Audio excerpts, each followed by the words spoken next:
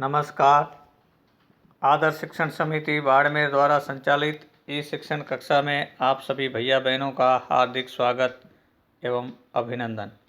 कक्षा षष्ठी, विषय सामाजिक विज्ञान, हमारे अतीत फर्स्ट, अध्याय 2, आखेट खाद्य संग्रह से भोजन उत्पादन तक, वीडियो क्रमांक 2।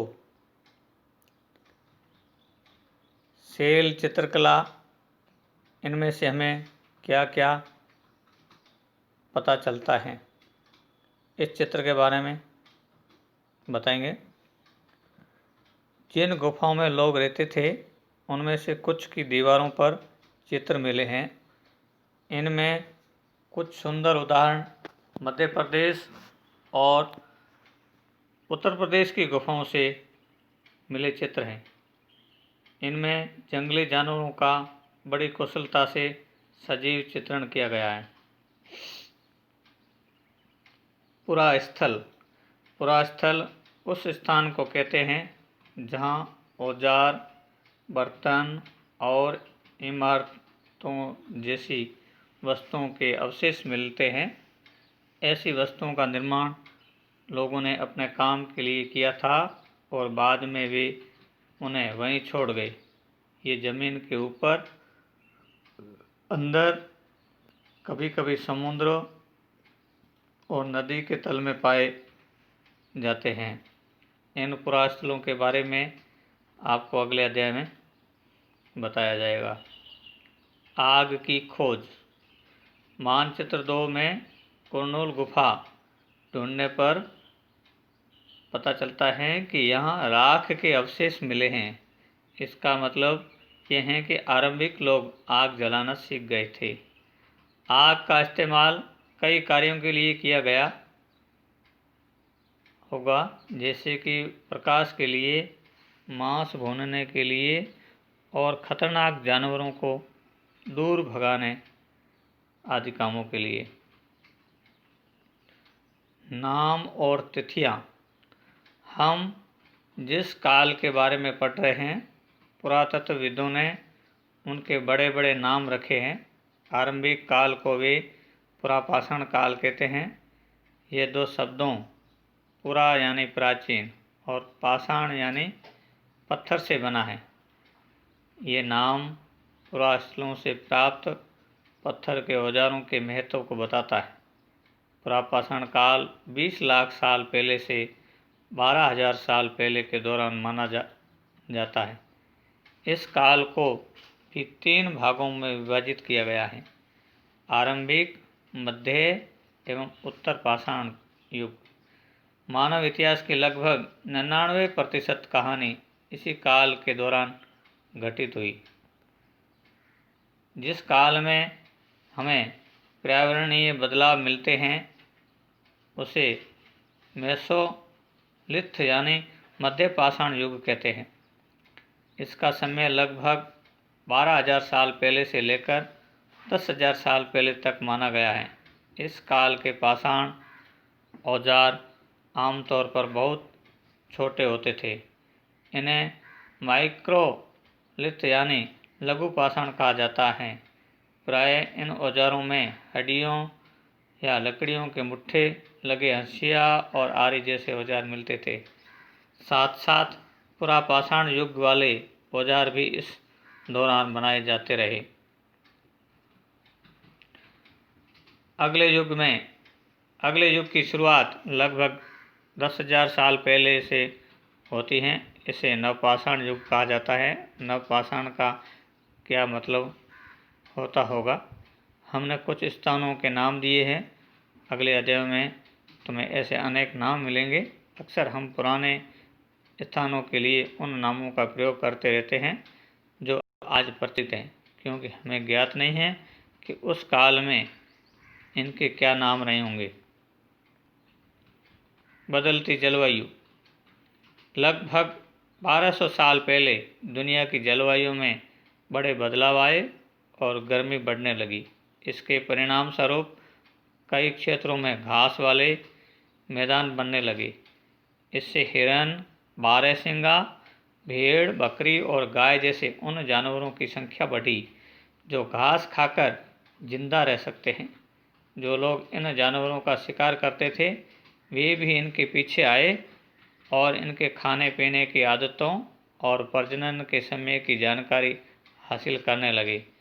हो सकता है कि तब लोग इन जानवरों को पकड़कर अपनी ज़रूरत के अनुसार पालने की बात सोचने लगे हों।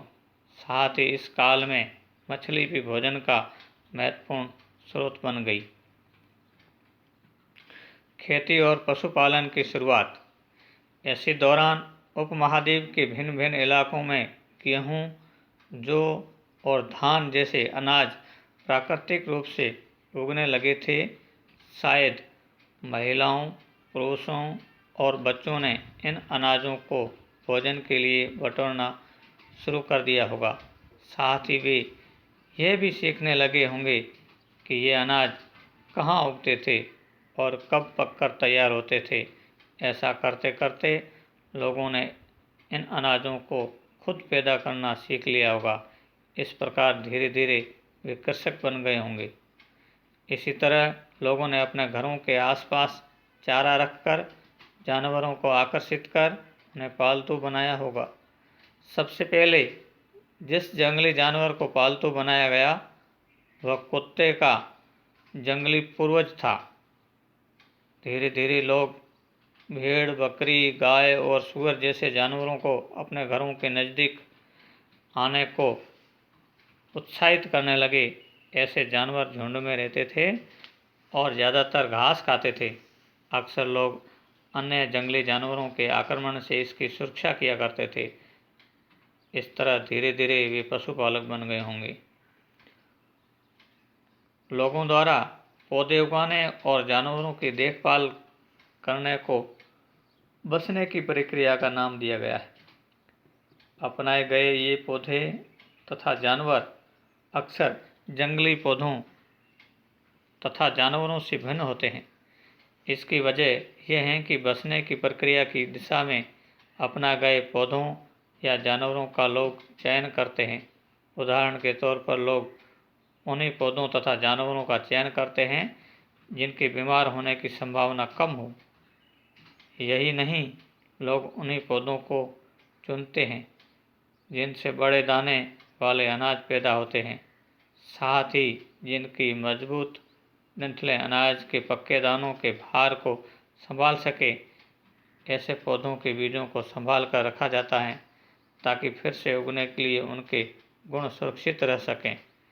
उन्हीं जानवरों को आगे प्रजनन के लिए चुना जाता है जो आमतौर पर अहिंसक होते हैं।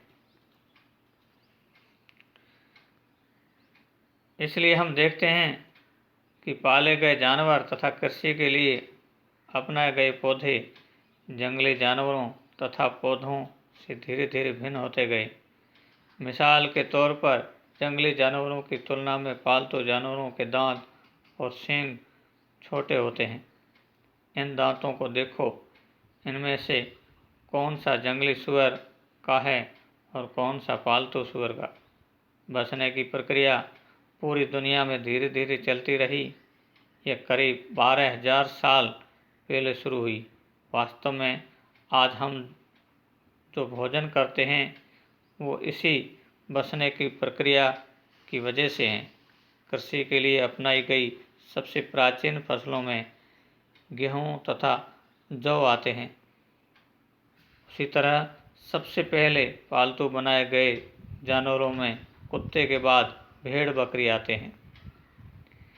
एक नवीन जीवन शैली। तुम किसी पौधे के बीज को बोकर देखो, तुम पाओगे कि इसे विकसित होने में कुछ वक्त लगता है। इनमें कुछ दिन, महीने या फिर साल तक लग सकता है। इसलिए जब लोग पौधे उगाने लगे तो उनकी देखभाल के लिए उन्हें एक ही जगह पर लंबे समय तक रहना पड़ता था। बीज बोने से लेकर फसलों के पकने तक, पौधों की सिंचाई करने, खरपतवार हटाने, जानवरों और चिड़ियों से उनकी सुरक्षा करने जैसे बहुत से काम शामिल थे। कटाई के बाद अनाज का उपयोग बहुत संभाल कर करना पड़ता था। अनाज को भोजन और बीज दोनों ही रूपों में बचा कर रखना आवश्यक था, इसलिए लोगों को इसके भंडारण की बात सोचनी पड़ी। बहुत से इलाकों में लोगों ने मिट्टी के बड़े बड़े बर्तन बनाए, टोकरियां बुनी या फिर ज़मीन में गड्ढा खोदा। क्या तुम्हें लगता है कि शिकारी या भोजन संग्रह करने वाले बर्तन बनाते और उनका प्रयोग करते होंगे? अपने जवाब का कारण बताइए। अनाज के उपयोग बीज के रूप में, खाद्य के रूप में, उपहार के रूप में और भंडार के लिए। अभ्यास प्रश्न। प्रश्न क्रमांक 1, पुरास्थल किसे कहते हैं? प्रश्न क्रमांक 2, सर्वप्रथम कुत्ते को पालतू क्यों बनाया गया? प्रश्न क्रमांक 3, पुरापाषाण काल का अर्थ एवं समय अवधि बताइए। प्रश्न क्रमांक 4, अनाज का उपयोग किन किन रूपों में किया जाता है? धन्यवाद।